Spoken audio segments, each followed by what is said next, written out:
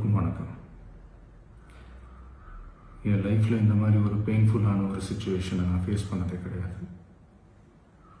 மனசு முழுக்க வலி வலி மட்டும்தான். இந்த சுற்றுப்பயணத்தில் என்னென்ன மக்கள் பார்க்க வராங்க, அதுக்கு ஒரே ஒரு காரணம் தான், அவங்க என் மேலே வச்சிருக்கிற அன்பும் பாசம்.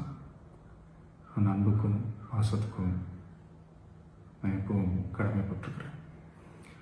அதனால தான் இந்த சுற்றுப்பயணத்தில் மற்ற எல்லா விஷயங்களையும் தாண்டி மக்களுடைய சேஃப்டி, அதில் எந்த காம்ப்ரமைஸும் பண்ணிடக்கூடாதுன்றதுக்காக தான் அது என் மனசில் ரொம்ப ஆழமாக இருக்கும் அந்த எண்ணம். அதனால தான் இந்த அரசியல் காரணங்கள் எல்லாத்தையும் தவிர்த்துட்டு ஒதுக்கி வச்சுட்டு மக்களுடைய சேஃப்டி மட்டும் மைண்டில் வச்சுக்கிட்டு அதுக்கான இடங்களை சூஸ் பண்ணுறது, அதுக்கான இடங்களை பார்த்து பெர்மிஷன் கேட்குறது, போலீஸ் டிபார்ட்மெண்ட்டில் அதை ரிக்வெஸ்ட் பண்ணி கேட்போம். ஆனால் நடக்கக்கூடாதது நடந்துருச்சு.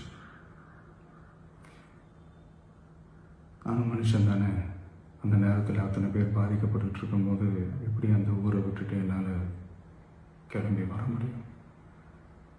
நான் திரும்ப அங்கே போகணும்னு இருந்துச்சுன்னா அதை ஒரு காரணம் காட்டி அங்கே வேறு சில பதட்டமான சுச்சுவேஷன்ஸ், வேறு சில அசம்பாவிதங்கள் அந்த மாதிரி எதுவும் நடந்துடக்கூடாதுன்றதுக்காக தான் நான் அவாய்ட் பண்ணேன். இந்த நேரத்தில் சொந்தங்களை இழந்து தவிக்கிற இத்தனை குடும்பங்களுக்கும் என்னுடைய ஆழ்ந்த இரங்கலை தெரிவிச்சுக்கிறேன். எனக்கு தெரியும், என்ன சொன்னாலும் இது ஈடையாகாதுன்னு எனக்கு தெரியும். ஹாஸ்பிட்டலில் ட்ரீட் பண்ணிகிட்ருக்கிற எல்லாருமே சீக்கிரமாக க்யூர் ஆகி வரணுன்றதை இந்த நேரத்தில் நான் வேண்டிக்கிறேன். கூடிய சீக்கிரமே உங்கள் எல்லாரையும் நான் சந்திக்கிறேன். இந்த நேரத்தில் எங்களுடைய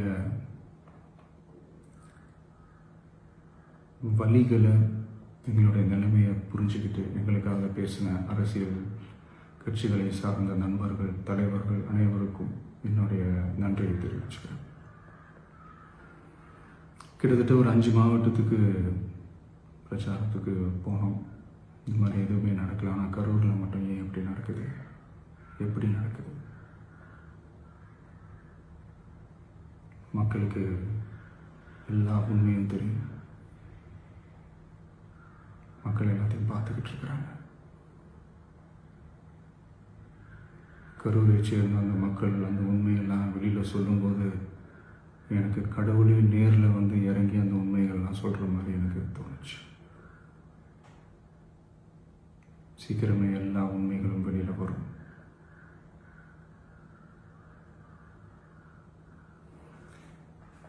எங்களுக்கு தரப்பட்ட இடத்துல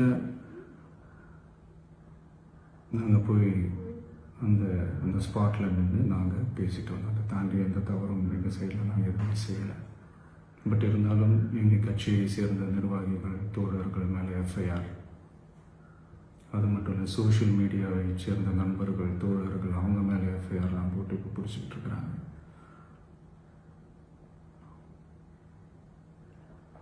சிஎம் சார்,